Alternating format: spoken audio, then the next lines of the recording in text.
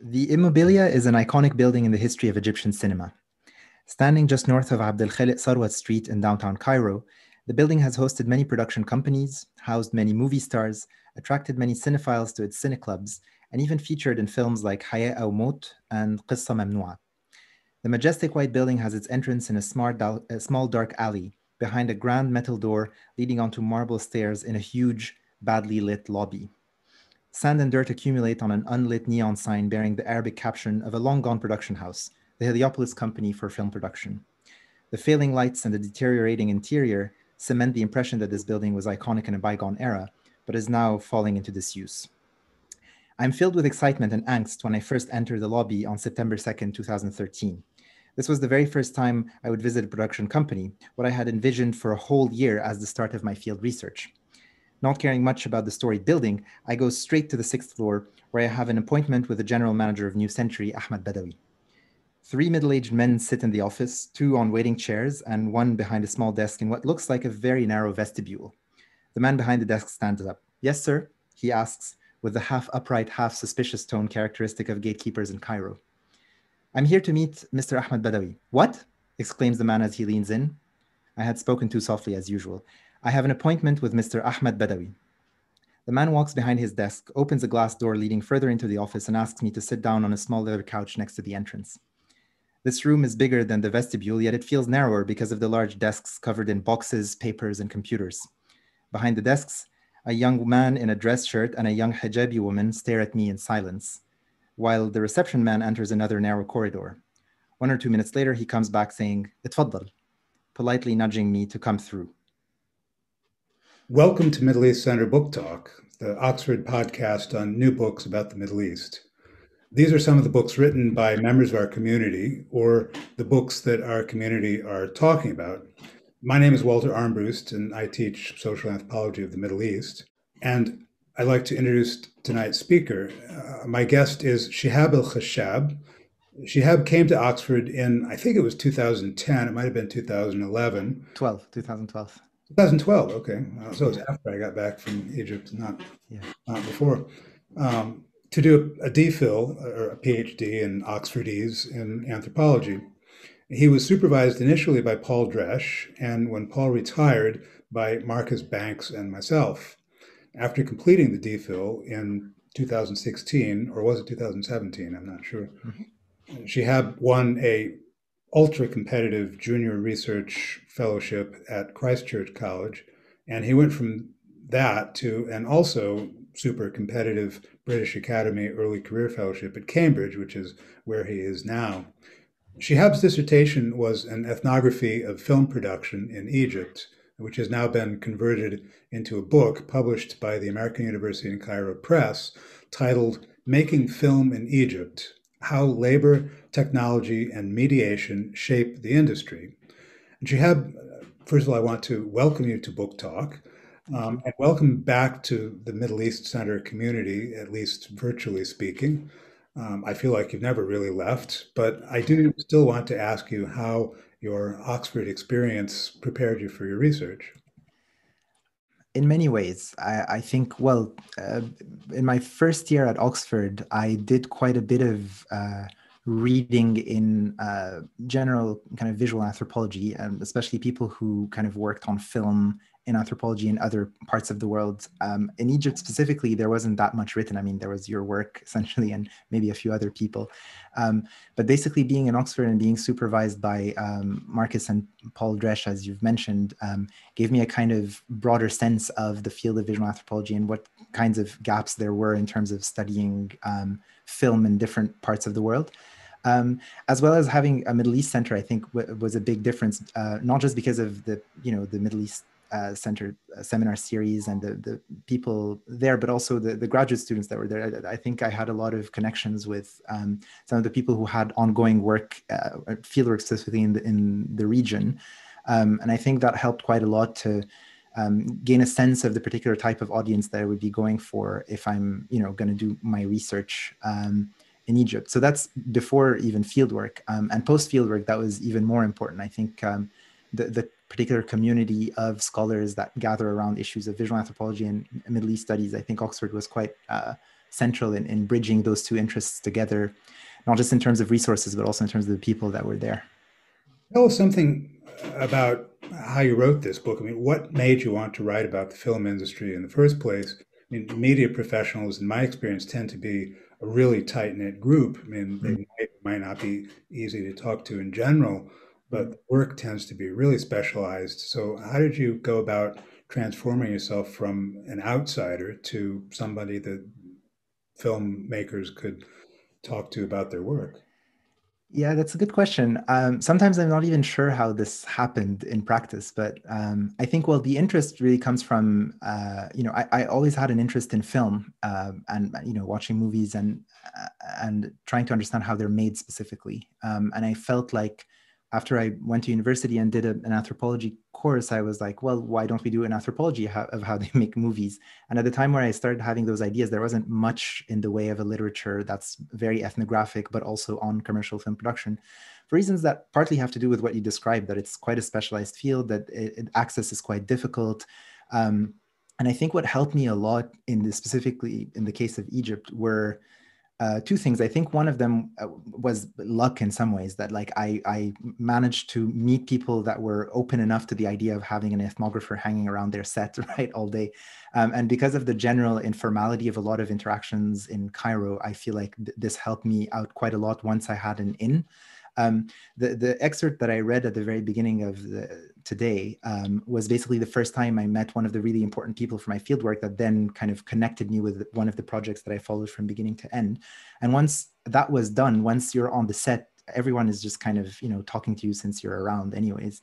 And I think the other thing that helped out quite a lot was that I came off as just like a young single man, which is what a lot of people in the industry are, and single Egyptian man specifically, right? Like I didn't necessarily look like I was out of place in that sense.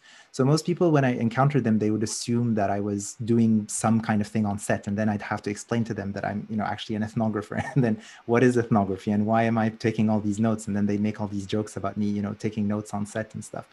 But I think that part of that informality in my particular position and the way I came off to filmmakers made it easier to interact. And I think the other thing is I think I was a fairly quick study in the sense that like I feel like I've quickly caught on to like what I could do, what I couldn't do, when I could ask about things, how I could ask about them. And so I hope that I wasn't too annoying for people to, be around too much. So your book's about labor, but it's also about mediation. Mm-hmm. And I'd like to ask you, how do labor and mediation go together? I mean, in everyday life, people talk about media or the media all the time, and I suspect it doesn't take much of a leap of imagination for most people to think of media as a business, but not necessarily as labor. And mediation sounds like something that's done between two people or between two entities to bring them together. And so I just want to ask, how did you conceive of making a relation between media and labor in your work? Well, so this is something that I came to from my experience in the industry. And I think later on, after I came back from field work, I realized that there was quite a bit of literature in something specifically in media studies that's called production studies, that studies that specific relation between media and labor. But really, for me, it came from just hanging out with people on film sets and hearing them talk all the time about like their work and the next contract that they're going to get, and how tired they were because shooting days are super long, or how difficult it is to negotiate certain things because there aren't very strong unions, for example, or things of the sort. So there was a lot of talk about labor, and there was a lot of kind of embodied instances of labor in action in the process of the production of film. So that's how I came to conceive of this as a very central issue. And this is the first chapter that I actually wrote back when this book was a thesis. And I think in terms of thinking about mediation and the relationship to labor, like a lot of the literature in production studies, what I basically came to understand was that a lot of what the final product of media is, and the kind of the thing that you end up seeing, whether it's like a movie or a TV series or a video clip or whatever, tends to erase quite a bit of the labor that's done behind the scenes. And when you're there while it's being made, you just feel a very different texture of like all sorts of people working. There's quite a kind of a large division of labor, lots of equipment, lots of stuff happening all the time. And so to conceive of the process that leads to the making of a finished kind of polished product as a series of, mediations in some ways, it's something that, it's not just me who's doing it, but like a lot of other people who work on media. But this is something that really comes from that experience of like being there and thinking about it in that way. Which, like, if you're sitting at home and just watching things on YouTube, or watching this interview on a podcast on YouTube or something, then you don't necessarily get to understand the thickness and complexity of the division of labor that goes into it. Ethnography is supposed to be based on what anthropologists often describe as participant observation. I mean, in other words, you're supposed to do stuff with people. You're not supposed to observe them or interview them. And so what did participant observation mean in this book? I mean, did you actually work in the film industry? Yeah, I think it meant different things to me in different projects. I think so in one of the main projects I was in, I was much more of an observer than a participant. I was a participant in the sense that I like hung out around, but closer than like someone who's outside of the set would be, for example, but not so close that I would be like involved in some direct decisions on the movie. But in the other movie that I worked in, which is called Poisonous Roses, I actually worked in that movie. I was like a contracted worker. I did some casting, I did some production, like scouting. I did some a little bit of things here and there to help out because it was a bit of a smaller production. And so in that case, the participation was much more direct. And that experience was really important for me in terms of putting into perspective a lot of the things that people had told me or that I'd seen, but hadn't like developed the feelings of as much as when I was working on that film. And so I think, like in a lot of participant observation, it's a kind of clunky term, but to different degrees, you're participating, to different degrees, you're observing. But more importantly than that, I think you're doing something that's quite similar to what a lot of other people in that same world are doing. It's just you're doing it more systematically and taking notes about it and trying to make like a monograph out of it in the end and so on. But in some sense, like a lot of what I was doing, trying to learn how the industry was a little bit like other novices in the industry. So like in some of the projects that I worked on, it was my first project, let's say, working on, and then other people too. And a lot of what they did to try to learn what was going on and try to kind of get someone's attention to, help them understand what's happening and so on is actually quite similar. I feel like the main difference is ultimately like the broader goal that you have, let's say, whether it's to integrate the industry or to like write a book about it, which was my goal. And I mentioned in the book that a lot of people didn't really believe me when I would say that I'm not in it to become a director, right? I'm in it to write this book. And they were like, no, that's not true. You're going to learn all this experience and you're going to come and take our jobs and stuff. So yeah, and I think in some ways their perception of that particular dynamic isn't inaccurate in a way. Like I could have, ultimately decided to like integrate the industry in some way, but yeah, I was after something a little bit different and odd from their perspective, I think. You talk in the book about artistic and executive forms of labor, and probably most people have some sense of the artistic side of a film, or at least, we conventionally assign the function of the author to the director, and I guess people attribute some degrees of artistry to actors and writers and the people who write the film's music and so forth. What do we gain from learning about the executive side of making a film? That's a good question. I think, well, so the first thing is that you gain to understand how the people that make the decisions end up having them executed, right? Like, because ultimately, like what I always find interesting about people talking about the director did this or the cinematographer decided that, is that in that verb that they're using to decide, to make, and so on, there's like a lot of people that are involved in the making of it happening, right? So I think very basically, that's one of the things you get out of it. The other thing you get out of it, I think, is a sense of all the different points at which some kind of unspoken decisions get taken based on the particular habits that executive workers have in certain, domains, whether they're the production workers, whether they're, the ones that execute the sets, or the ones that, execute the lightings and the camera movements and so on. They do play a large role in some kind of unspoken embodied ways in terms of how the films end up being made. But because they're treated both by the more higher end workers and by the academic literature often as just kind of cogs in the machine that just like execute some decision that was already made in advance.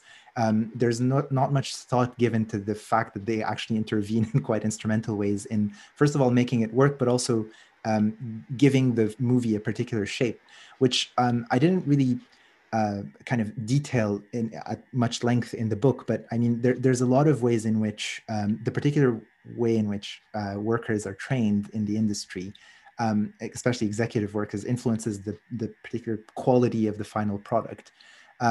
This is something that I've conveyed in bits and pieces, but that I think is quite important to know about, like, this aspect of the industry.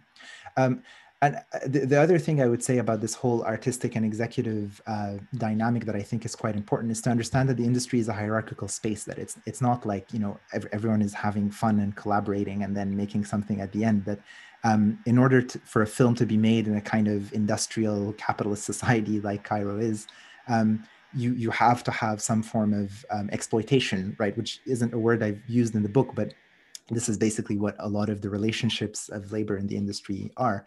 And a lot of the labor complaints that some of the lower end or executive workers have to do with that particular dynamic of exploitation. So that, by the end, you see a movie that looks glossy and nice and so on, but a lot of stuff had to go into it before you see it as it is. So yeah, these are the things I think you can learn. Yeah. One of the things you write about is scouting locations for shooting scenes, which means not just finding a place that looks right for the scene, but coordinating all the stuff that has to happen to make the scene be realized. Mm-hmm. Could you briefly talk us through that process? I mean, when we watch a scene in a film, ideally it's supposed to look seamless. I mean, usually the goal is to make it look as natural as possible so that the person watching feels a sensation of looking at something real, or even being in it.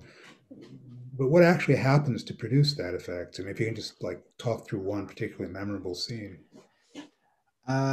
Yeah, sure. I mean, one of the movies that I followed is called Decor. One of the apartments that they shot the world of Mustafa and Maha, two of the characters, in, was an apartment in Garden City.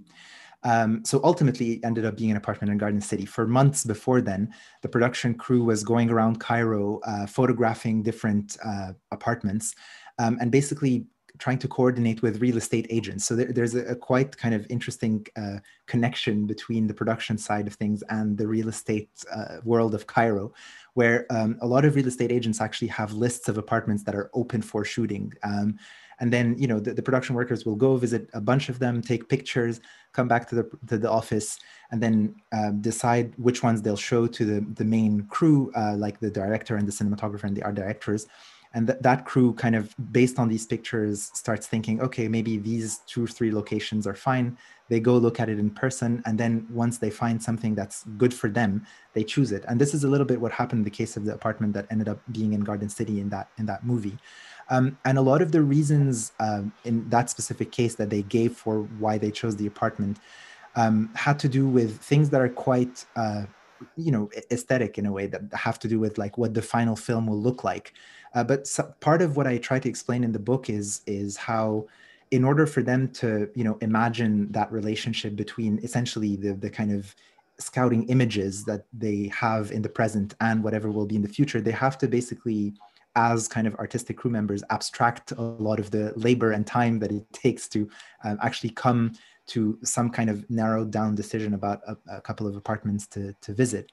And so part of the production of the feeling of seamlessness has to do with this way of shedding away, in a sense, all the stuff that has to go into kind of finding the right place.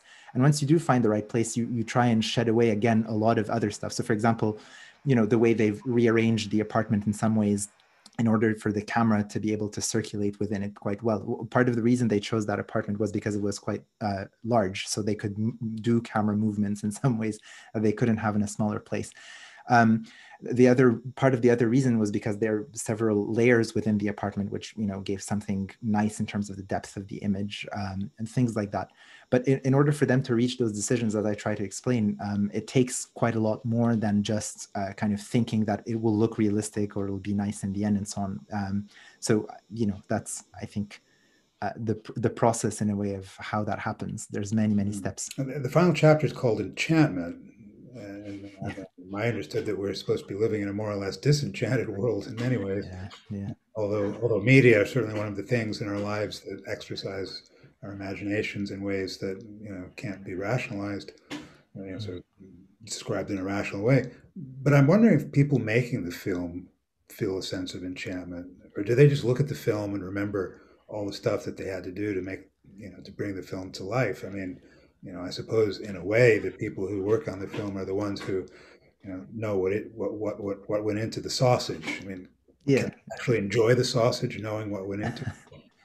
I think it depends who you ask. I talk about this a little bit in the book. I mean, the way I use the term enchantment is really coming from a very specific, you know, thing from Alfred Gell, who's an anthropologist of art, who talks about enchantment as this particular thing that artists want to get out of their audiences, basically. And what I try to explain a little bit in that chapter is basically how the Egyptian film crews try to produce that sense of seamlessness in the film as a way of enchanting their audiences. But in terms of how they feel towards their own product, in a way, I think it depends a lot on who you're asking within the hierarchy of film production. Like, I've met loads of workers that don't even want to watch their own movies.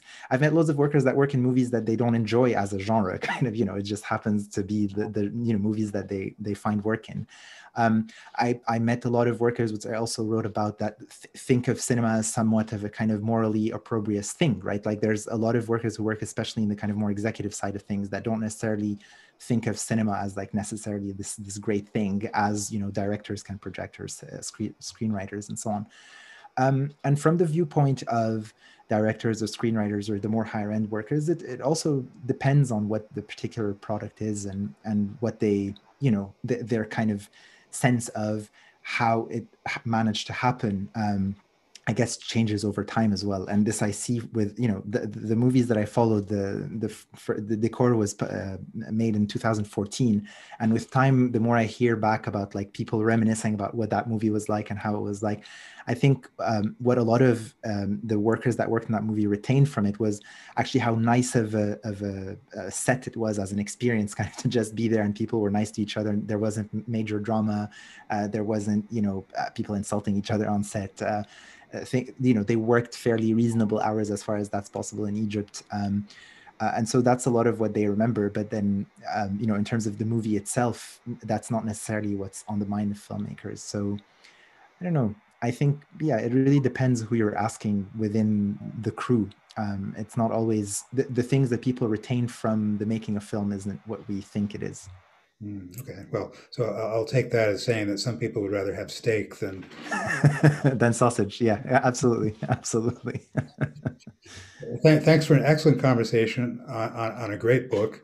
I've been speaking with author Shihab El-Khashab about his book, Making Film in Egypt, How Labor, Technology, and Mediation Shaped the Industry. The book has been published by American University in Cairo Press. It's out now. I think AUC has a very good international distribution.